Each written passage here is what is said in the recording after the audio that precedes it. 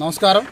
నా పేరు కల్లూరి పెంచలయ్య, యానాదుల సంక్షేమ సంఘం రాష్ట్ర అధ్యక్షుడిని మరియు SC ST atrocity vigilance and monitoring committee మాజీ మెంబర్ని.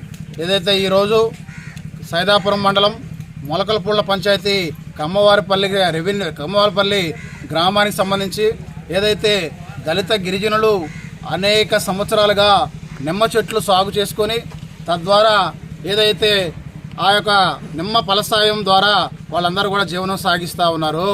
ఏదైతే రెవెన్యూ అధికారులు ప్రస్తుతం బలవంతంగా ఏదైతే క్వాడ్జ్ యజమానులకు ఏదైతే క్వాడ్జ్ దొంగలకు సహాయపడేందుకు రెవెన్యూ అధికారులు ఏదైతే దళిత గిరిజనులను బలి చేయాలని చెప్పి చూస్తూ ఉన్నారు. దీని వెనక ఏదైతే క్వాడ్జీ మాఫియా ఉంది. అందుకని మేము ఈ యొక్క సైదాపురం మండల రెవెన్యూ అధికారులు అడుగుతా ఉన్నాం, అయ్యా రెవెన్యూ అధికారులారా, మీరు పేదల కోసం పనిచేస్తారా లేకపోతే క్వాడ్జీ మాఫియా కోసం పనిచేస్తారా అని చెప్పి మేము ఈ సందర్భంగా ప్రశ్నిస్తూ ఉన్నాం.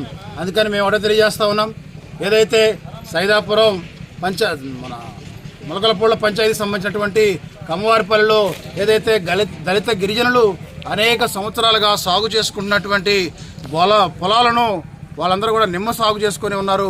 ఆ యొక్క పొలాలను తొలగించేటువంటి ప్రయత్నాలను ఇప్పటికైనా అధికారులు విరమించుకోవాలని చెప్పి మేము కోరుతా ఉన్నాం. అట్లా కాకుండా ఒక్క అడుగు ముందుకేసినా కూడా ఏదైతే మేమందరం కూడా దళిత గిరిజన పక్షాన పోరాడతాం, మా వాళ్ళకి అండగా నిలబడతామని చెప్పి సందర్భంగా తెలియజేస్తూ ఉన్నాం. ఏదైతే ఈ సమస్య మీద జిల్లా కలెక్టర్ గారు స్పందించి న్యాయం చేయాలని చెప్పి కోరుతా ఉన్నాం. ఏదైతే ఈ దళిత గిరిజనుల పొలాలకు సంబంధించి తొలగించేటువంటి ప్రయత్నం చేస్తే మేము ఖచ్చితంగా అడ్డుకుంటాం. దాంతోపాటు రేపటి నుంచే మా యొక్క దళిత గిరిజనులకు అండగా ప్రత్యక్ష పోరాటానికి సిద్ధమవుతా ఉన్నాం.